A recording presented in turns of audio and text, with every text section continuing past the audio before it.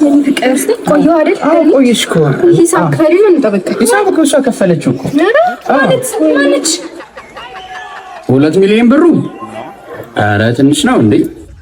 2 ሚሊዮን ብር እንዴ? እንደዚህ አይነት ባለሀብት እንዴ የሚፈልግ? ኧረ 2 ሚሊዮን ብር ምን አለው እንዴ? ቢያንስ 4-5 ሚሊዮን። አዎ እኔ ጎርሳለሁ። ጣልኛ ጎርሳ እኮ አዎ እስከ 5 ሚሊዮን ብር። እሺ አንዴ መልስ ይልደውል። መታወቅ እንችላለን። ሩታ ባለቤት ሩታ ሰላም ነው። እኔ ከፍላለሁ፣ ችግር የለውም። ኧረ ብዙ ነገር ነው የተጠቀመው። ኧረ ሌላ ችግር የለውም። አያሳስብም። ስንት ነው? 2,000 ብር። እኔ ከፍላለሁ። እሺ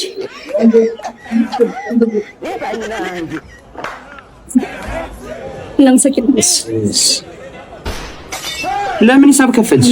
ችግር አለው። ሌላ ቀን ስልክ እንቀያየርና እንካከሳለን። ችግር የለውም። 09 ቁጥር 9 ነው። ቆየሁ አይደል?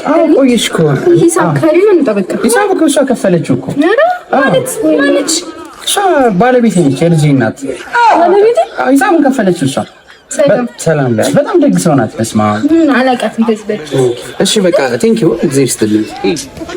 ወይኔ የቆጡን ወርድ ላይ የኪሷን ጣለቻ እንዳላስተረፈ